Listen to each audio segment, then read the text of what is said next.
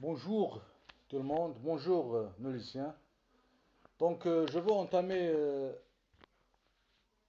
cette série de vidéos pour expliquer à nos élèves lycéens, notamment au niveau de la section sciences mathématiques, euh, le traitement de certains problèmes mathématiques, notamment la méthodologie de la résolution des exercices ou des problèmes mathématiques, ou comment dénouer la question mathématique.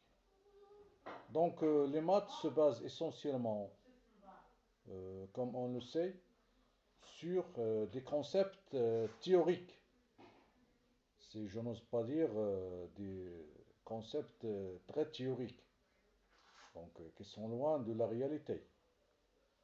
Par rapport à d'autres disciplines, les chiffres mathématiques, c'est de la théorie. On travaille sur des fonctions, on travaille sur l'arithmétique, on travaille sur des images ou des figures géométriques. L'activité mathématique, c'est essentiellement une activité mentale, mais aussi c'est une activité qui se base sur la démonstration. Donc, euh, on démontre l'unicité, on peut démontrer l'existence, on peut démontrer la divisibilité, on peut démontrer l'appartenance d'un point à une droite, etc., etc.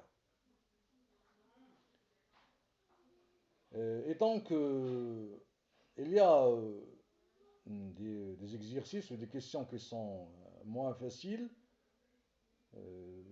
qui sont faciles, moyens et qui sont très difficiles. Mais en fait, au niveau des mathématiques, il faut distinguer entre deux choses. Il faut distinguer entre le savoir et la compréhension.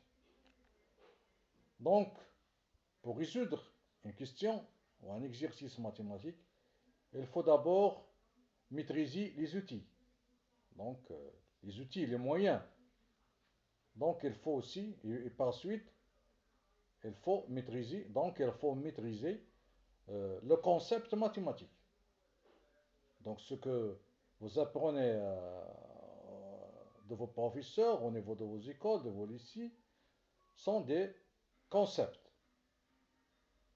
Donc, pour chaque concept mathématique, on peut poser les questions.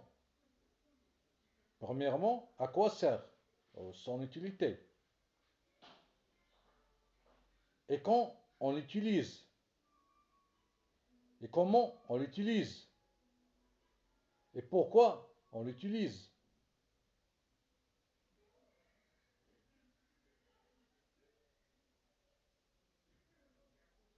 Donc, il faut être conscient c'est-à-dire de son utilité, de ses figures, et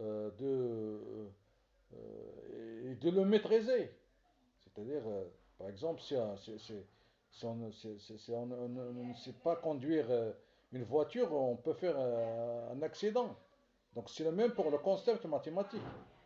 Si le concept il est encore fragile dans notre esprit, dans notre compréhension, on ne peut pas le manipuler correctement. Donc il faut le comprendre pour le manipuler et au moment opportun.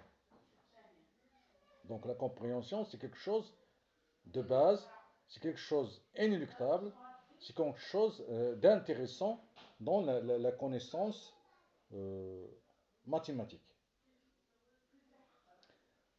Le cours, dans la plupart des cas, il traite des cas particuliers. La première chose ou la première recommandation que je donne à nos lycéens, c'est en fait de traiter la théorie ou la propriété dans son cas général. Donc il ne faut pas se contraindre ou se restreindre dans un cas particulier. Donc, par exemple, si on prend la théorie de Pythagore, la théorie de Pythagore, c'est un théorie, c'est pas un théorie générale. Donc, c'est un cas particulier. C'est-à-dire le cas où le triangle est rectangle. Mais on peut raisonner, ou on doit prendre le cas général, c'est-à-dire la théorie d'Il-Kashi, c'est-à-dire en cas d'un triangle quelconque.